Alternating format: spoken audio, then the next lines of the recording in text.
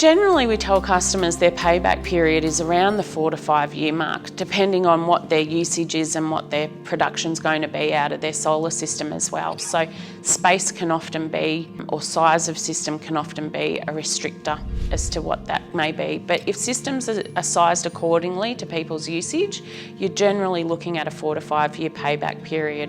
The system's lifespan is over 25 years. It is a positive investment because you're getting money back. By having quality, that gives us peace of mind because we're wanting to deliver the quality to our customer, and that also then entails what happens if something does go wrong. So we have to factor that in when we're choosing product. So we need to make sure we're choosing product that's going to back us if something goes wrong.